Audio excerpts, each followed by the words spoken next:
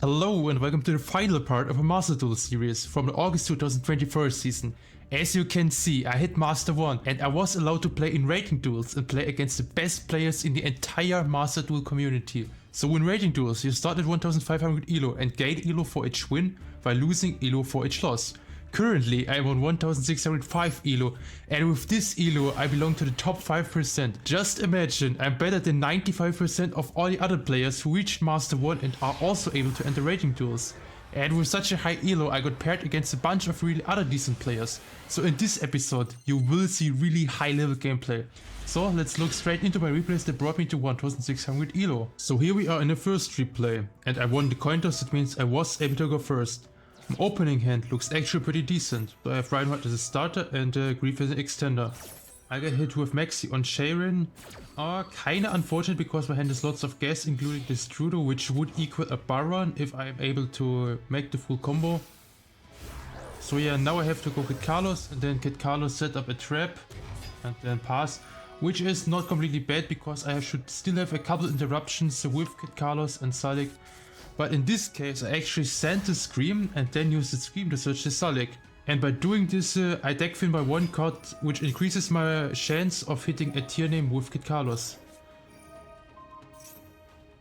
So my opponent starts with the Ash and then I negate it, I also chain the Halfness and now Kid Carlos effect to mill 5 cards. And my opponent hits me with the Called by the Grave on the Kid Carlos. Yeah, super unfortunate, so Kid Carlos doesn't mill 5 cards. And then for some reason my opponent surrendered. I have no idea why. Maybe my opponent had only Snake Ash as a starter and 4 bricks in the opening hand, which can certainly happen if you play some 60 card piles with lots of forest cards and 3 Vikama Rainbow Bridge. Maybe all of those bricks were in the opening hand of my opponent at once and my opponent said, alright, I don't want to play with that hand, so surrender. And here we are in the next game. My opening hand looks pretty decent again, so I have Race-Off, which equals Fenrir, and Fenrir equals Tearlaments. By the way, I'm on a different decklist right now because I want to test the deck of the #1 ranked player. So yeah, this decklist has Ash Blossom in the main deck, which was not in my own decklist before. And I also had enough ultra rares to craft Race-Off, which was also not in my decklist before. And I think Race-Off is pretty strong if you have the ultra rares to craft the card. Anyways, here we go, Reinhardt and Kid Carlos, and then Kid Carlos and Tearcash, summon the Tearcash. And then mill 5 with Kid Carlos, mill 3 with the Tearcash. And then I milled a Salik, so I was able to search the Sharon, and then Sharon discard Ash because I have 2 of them, with a couple of cards. And then Fairy Tale Snow. And now I can make Dugaris, and then Dugaris to revive Ash from the graveyard. And now I can make Baron without this Trudeau. But first of all, searching the Scream. And then after setting up the Scream, summoning Baron the Fleur, which triggers Scream on resolution. And now I hit the Meta Noise, which allows me to add back the Tearcash for follow-up. And then Baron popping Sharon, and then Sharon in Rukalos. Unfortunately I don't end up with a tier trap, but the endboard is still absolutely amazing. So we have Rukalos as a Solemn Warning, and then Baron as a Solemn Judgment. Maxi, Ash Blossom, yeah, this should be more than enough to win the game. I'm playing against Branded, which started with the opening in response to Maxi.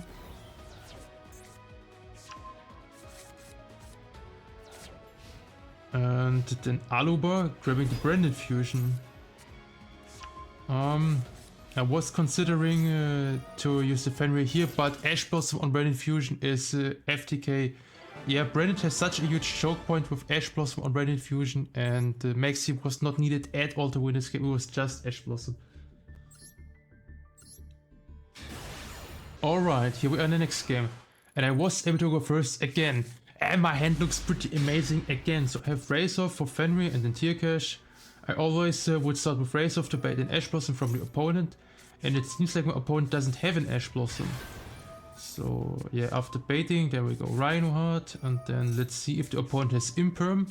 So if the opponent would Veiler or Imperm Asir, then we can go Foolish Spirit Goods into Trivikama, and then Trivikama search the Pearl Rhino, and then Pearl Rhino can search Sharon, and then Sharon can discard the Tearcash, and then I make a Redoer, and with Redoer I detach Sharon and make the Kid Carlos. And this is how you extend it through an Imperm or Veiler all the time. But here in this case, I milled another Sharon with a random mill free from Sharon. It means I don't have to go into redraw. My opponent imperms me on the Kid Carlos, which is kinda unfortunate but not the end of the world because I have still the redraw and the meta noise. That means during my opponent's turn I am able to detach the Sharon from the redraw and make Rukalos. And we attach a spell, so I get a draw. Then Imperm on Fenrir, sure, and my opponent is on Voiceless Voice. Starting with the barrier, I detach.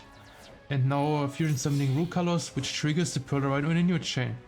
So Pearl Rhino to top with barrier, and then if my opponent wants Ritual summon, I can just negate Ritual spell with my Rukalos. And it should be game against Voiceless Voice.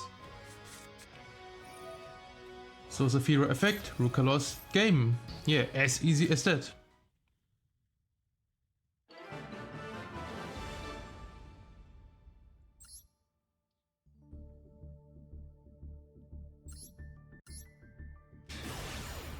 Now I was able to go first again, but for some reason I lost, so I'm kind of curious how that happened.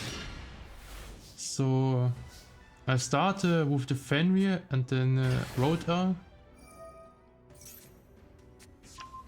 Yeah, here I was playing around Roll after already scouting for Ash Blossom.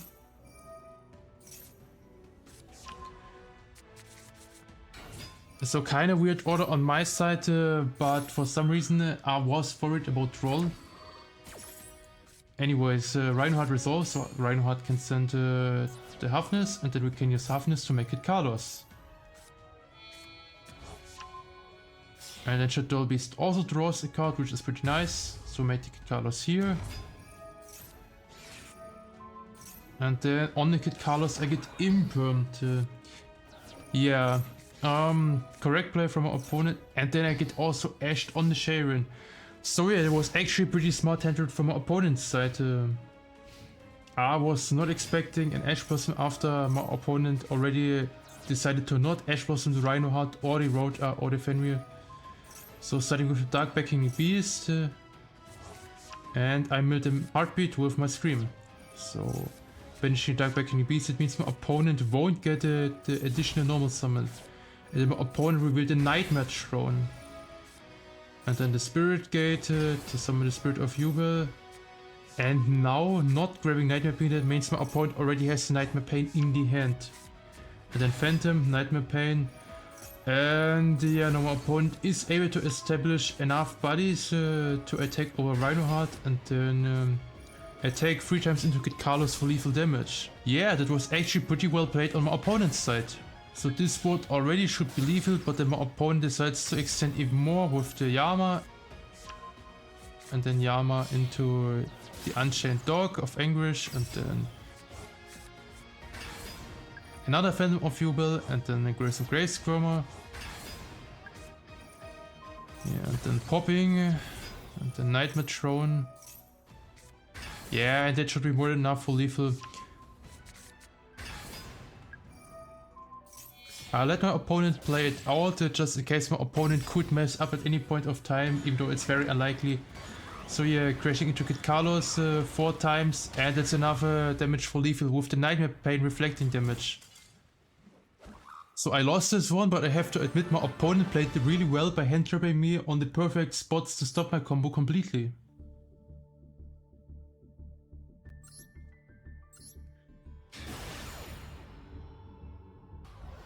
And now we are in next game. I think this guy was above 1650, it means in the top 3% or even higher.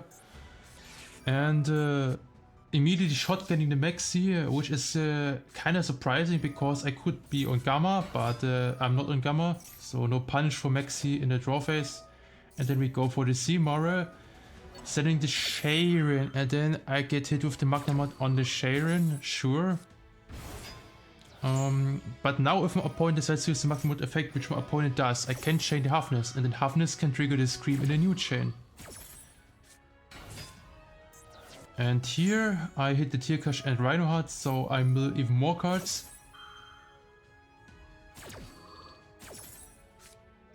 And I hit another Sharon. Unfortunately Sharon got already hit by Magnamod, so this doesn't do anything. But I hit a Scream. and a heartbeat, so I can add back the meta noise, and I get to search a trap from the deck.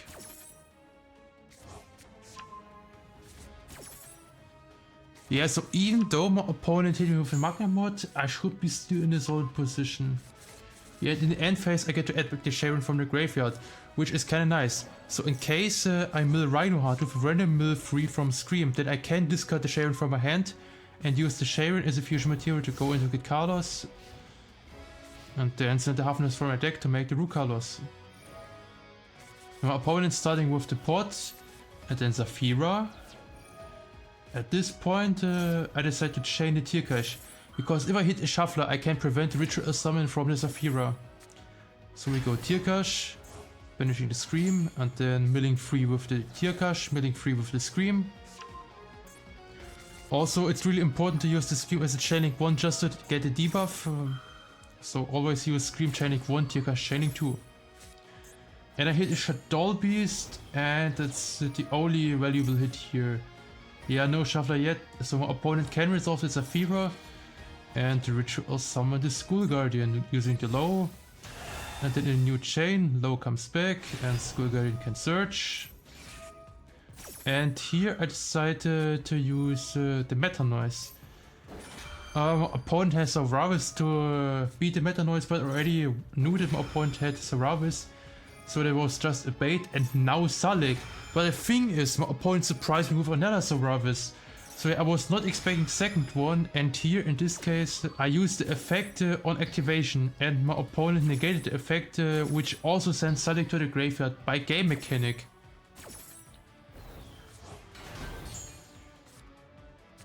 So in this game I actually learned a new ruling that Sauravis on Salik, when you use the effect on Salik on activation, puts Salik to the graveyard, and that one does not trigger the effect of Salik, because Salik was sent to the graveyard by game mechanic and not by a card effect.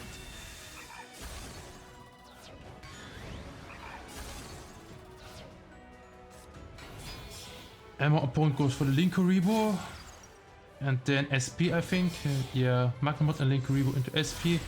Banishing my Scream, which significantly weakens my own follow-up. And my opponent ends up with a pretty solid end board.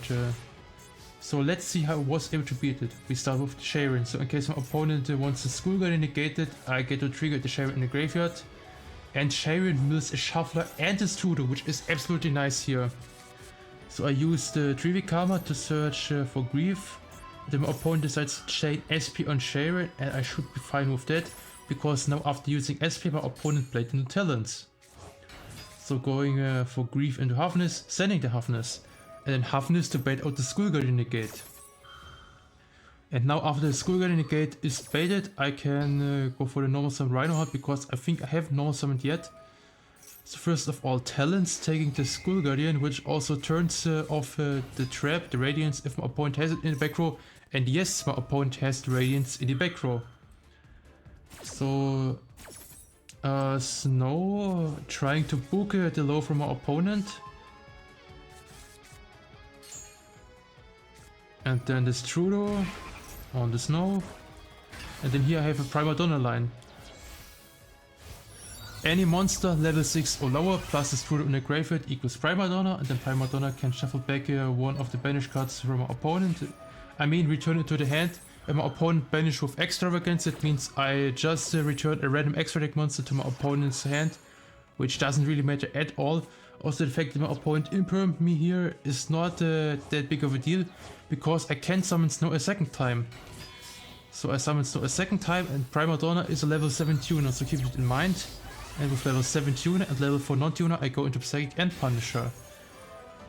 And then I use the End Punisher effect to banish the School Guardian from my opponent and the low on my opponent's side. And now I'm really low on life points, that means playing End Punisher should pump up for lethal in the battle phase. Linkuriboh for sure doesn't matter, I still attack over the Linkuriboh. If my opponent uses the effect, I'm unaffected and I get replay.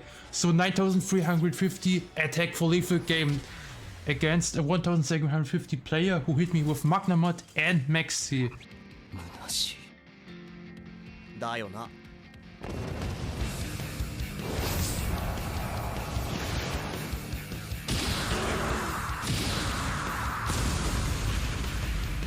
圧倒的な力ってのはつまらないもんだ。あ Yeah, that was absolutely amazing how I completely destroyed my opponent through Maxi and Magnemite and full Voiceless Voice combo. And my opponent played also pretty well on top of it. And now I had to go second. But my hand is actually pretty decent for going second. So I have Ash Blossom, which could be a Cold Buy, and then Maxi, in case my opponent doesn't have the Cold Buy. Yeah, and I think this was my approach for handling with the opponent here. So my opponent starts with the Prosperity. I allow the Prosperity because I could just use Ash Blossom on any stud that my opponent excavates with Prosperity. Then my opponent goes for Primera. I drop the Ash Blossom here, so trying to see if my opponent has anything to stop the Ash Blossom. And the Ash Blossom resolves, so no Cold by the Grave on my opponent's side. And yeah, my opponent has another starter, so going for the stand up and then placing the Trudea. And then here is where I decide to drop the Maxi after already scouting for Cold by the Grave.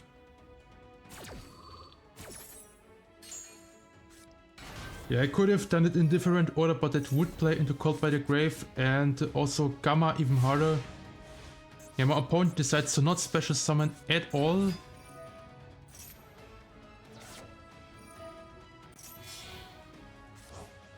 And I have the Sea Mara, which can send the Halfness, and then I can make it Carlos. I get Veiled on Kid Carlos. Kinda unfortunate. So let's see what I can do with the remaining hand. Yeah, I think all I can do is just Battle Phase, attack over Primera, and then set a couple of cards. Yeah, so in the main phase 2 I had to make a rough decision. I was considering to set only a Droplet and hope that my opponent uses Trudea in my turn, so that I can use Super Poly in my turn and trigger the Kid Carlos. But the thing is, if I just go to end phase without using Super Poly, my opponent could not use the Trudea and not play into Super Poly yet, and then I would be completely screwed. So it's a little bit safer to set both back row, even though it could have also some downsides. Yeah, then my opponent goes into Auxilia and then Spell Trap Sonic Primera, and then going straight into the battle phase. And in the battle phase, a Super Poly, so making Drago Stapelia here. And by the way, the Drago Stapelia can make monsters from my opponent level 1, which also shuts down a couple synchro plays for Centurion. Anyway, so we go Kid Carlos chaining 1, Clown chaining 2, which chainblocks the Kid Carlos against Ash Blossom. And I hit Sharon, Solik, so a couple decent hits. And so I add a Rhinoheart, and then we make the Rook Carlos. And now I should be in a solid position. So let's see how my opponent could deal with that. Yeah, I go into Winder, and now my opponent already wasted battle phase and should not have an answer against Winder. Okay, my opponent actually does have an answer. Yeah, and now with the failings, my opponent can play through the Winder. But anyways, my opponent has still to contest Drago Stapelia.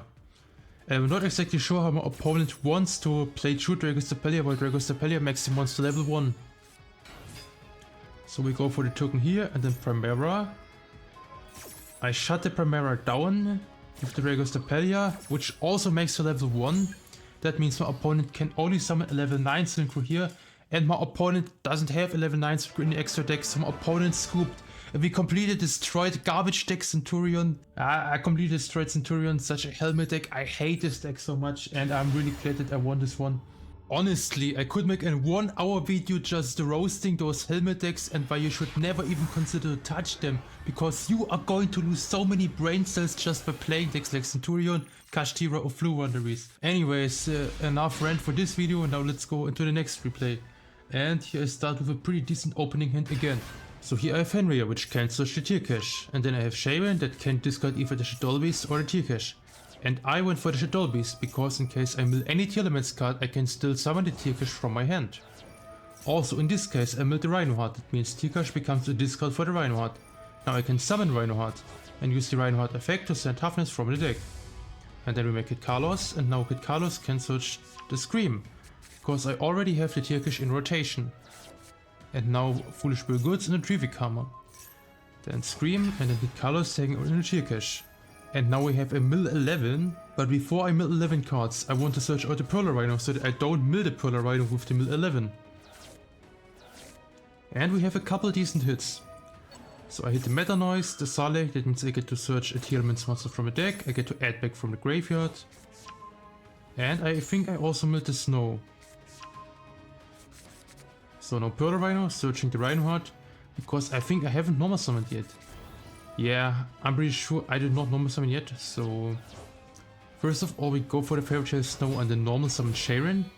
And with those two buddies, we make Dugaris. And now with Dugaris can revive the Ash Blossom.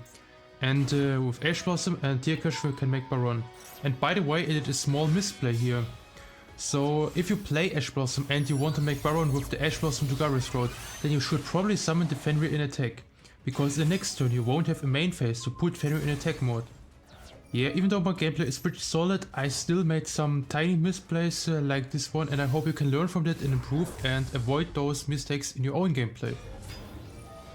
Anyways, now Rukalos hits the board, and then with Polar Rhino we can pop the Scream, because we haven't used the Scream effect to search yet, and now searching Crime, pass. And then Shotgun Maxi, because why not, so... And then my opponent starts with Junk forward, and then Mikango. Alright, I negated with Rukalos, and now Rukalos can send the Sharon that I just top deck, and then with Sharon we can make Winder, floodgate the opponent, and it should be game.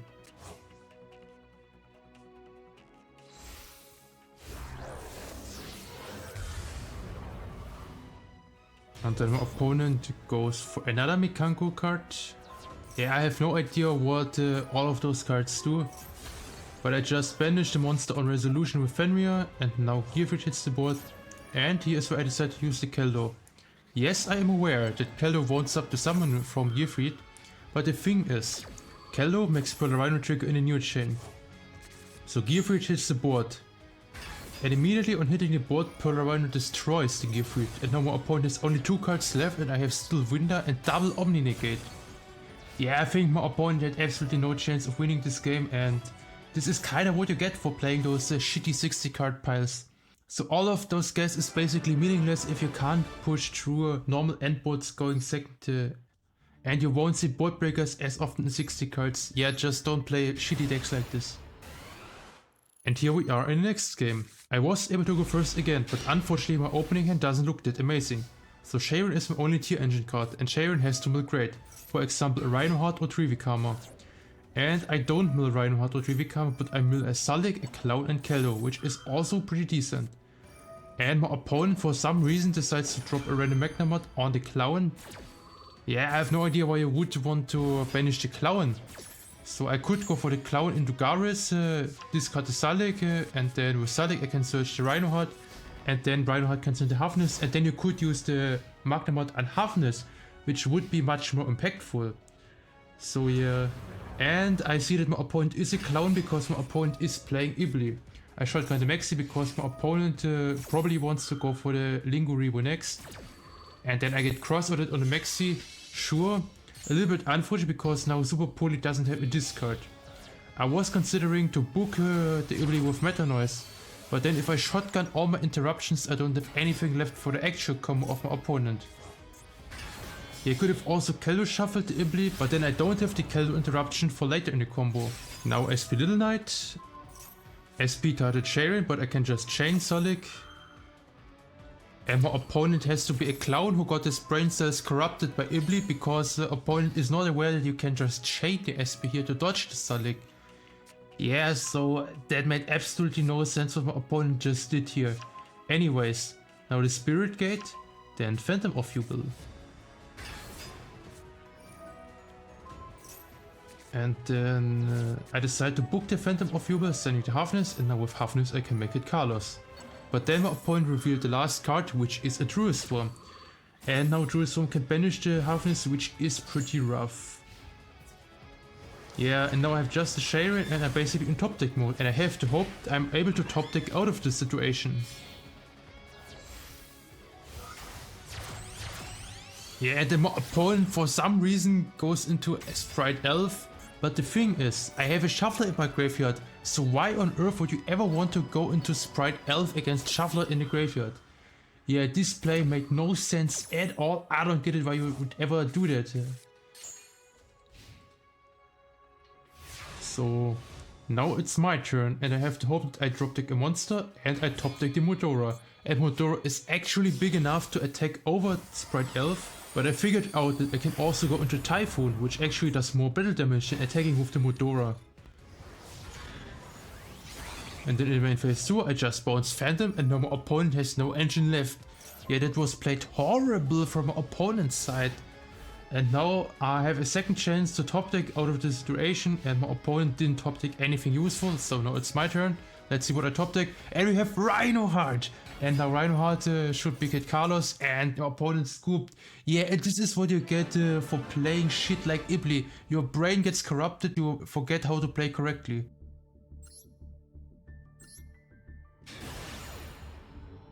Alright, now we're on the next game and let's see if my opponent is equally trash compared to the opponent before. So we have another Yubel player who starts with the Dark Beckoning Beast and the opening of the Spirit Gates. So completely normal play here and then additional normal summon for some Ready Lotus and then Lotus into Spirit. And then Spirit for Nightmare Pain. And then Nightmare Pain for Grave Squirmer. And then Spirit of Yubel into the Yubel and then Grave Squirmer pop the Yubel. And then Terror Incarnate and then we go into Sprite Elf. Is already becoming a little bit sus because I think you want to go for Yama first, but no, my opponent was for Elf and then into Yama. Okay, that makes actually a little bit of sense because now the Yama is protected against a potential Imperm. Yeah, so I hope my opponent played Elf for this very specific reason and not for some Ibli nonsense because let's be honest, Ibli is absolutely win more and yeah, playing Elf for it is just a wasted extra deck slot. But now my opponent makes actually a pretty solid end board which should be 100% winning without Ibli. And this is the reason why I think Ibli is absolutely dog shit in Yubel and why you should not play this card. So yeah, my opponent hits me with Veiler on Fenrir, but I can dodge the Veiler at least with Droplet. So now Fenrir can resolve. And I can deal with the Apo and the Phantom. So the thing is, if I negate the Rage, then my opponent could just pop the Rage and then revive it back with Yama. And I get ashed on the Sharon, which is really huge. Yeah, with double Sharon in my hand, it was absolutely needed. The Sharon resolves here. And now I have only Tearcash as my only push. And the normal summon Sharon, yeah. Ah, that was so unfortunate. My opponent had Ash Blossom on top of the very strong end board. Yeah, so basically SP Little Knight and SP Little Knight banish Sharon and there's nothing more I can do here. Yeah, as you can see, Yubel has probably the strongest end board in the entire game, especially if the Yubel player can back up the end board with hand rips like Ash Blossom and Veiler. So I lost this one against Magic Card, but my opponent actually deserved the win because my opponent decided to play a normal combo and normal deck without nonsense like Ibli. And here we are in the last game, which brought me to 1600 ELO. And I was able to go first. So Rhinoheart into Halfness, and I can use the Sea Mara in my hand to go into Kid Carlos. And if I would get Imperm on Kid Carlos, I have at least a Salik. But my opponent doesn't have an Imperm on Kid Carlos, so Kid Carlos resolves, can send the Tearcash, and then mill 2 with Tearcash. Then I Kid Carlos, summon back the Tearcash, mill 5 with Kid Carlos, mill 3 with the Tearcash.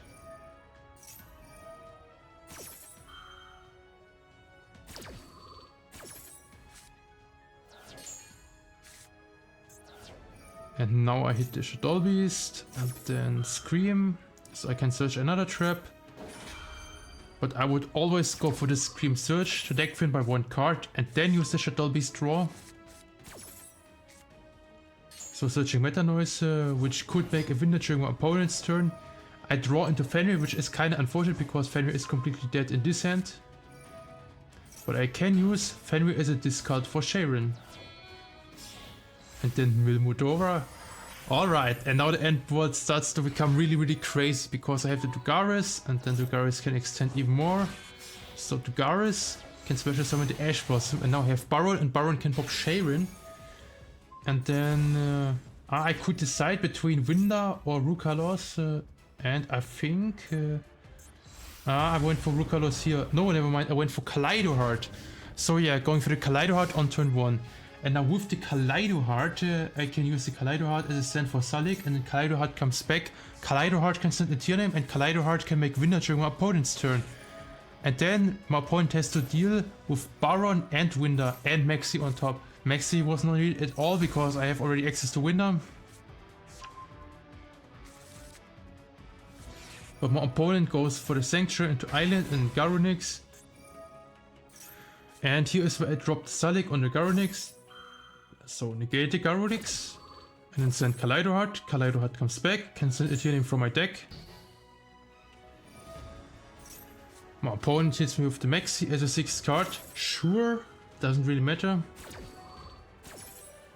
Because the thing is, Kaleido Heart is just going to shuffle back the Garunix. And then my opponent needs to summon a body that can attack over Winda. And the only body that could do that would be the Diabellstar. But then my opponent has to give up the entire battle phase, and my opponent is still under Maxi, even if my opponent would be able to summon a Diabellstar to attack over Winda. And then the opponent went for Pornix, switching Skyburn. And then the opponent used Skyburn, touching Pornix and Winda. Yes, you saw that right. The opponent didn't read Winda. The opponent was not aware that Winda cannot be destroyed by card effects. So as you can see, even people who are supposed to be very high ranked, very good, are still absolutely trash at the game. Alright, now after wasting the Skyburn completely for no reason, my opponent goes for Diabellstar. And my opponent made the mistake of using Diabellstar effect, which allows me to Baron negate the Diabellstar, and now my opponent got rid of the only body that could attack over Winda. I used the Kello to shuffle back some graveyard resources to prevent the Wanted Poster draw, and now it's just game. And this is how I had 1605 rating, and now I am among top 5% duelists in the entire world. And as I said earlier, I used a different decklist for the Rating Duels, which I want to showcase you right now. So this is the deck that I use, and it's basically net decked for the number 1 ranked player. And Skrigon basically reverse engineered the decklist just by watching the replays and posted this decklist in the Discord. So I wanted to try it out for myself. And I actually agree with the majority of card choices in this deck. Except for the one Grief, I personally prefer a 2nd or 3rd copy of Grief. But the problem with Grief as an extender is that other than Foolish, it plays into Maxi because it special summons first, before sending the monster to the graveyard. And if you play against the best players in the entire world, it's much harder to win on a Maxi compared to playing against some random casuals. And for this exact reason, the player also decided to main deck 3 copies of Ash Blossom. And Ash Blossom is by far not the strongest non-engine that you should play in Tearlaments. I think board breakers in general are much stronger. But the thing with Ash Blossom is that it negates Maxi going first. So if you have already a playable opening hand, then Ash Blossom to negate the Maxi from the opponent is almost guaranteed game if you go first. And sometimes you can end the entire turn of other people if you have Ash Blossom and they have only one engine card. But in general, board breakers are much stronger than hand drips in Tearlaments, and for this reason we see still 5 board breakers.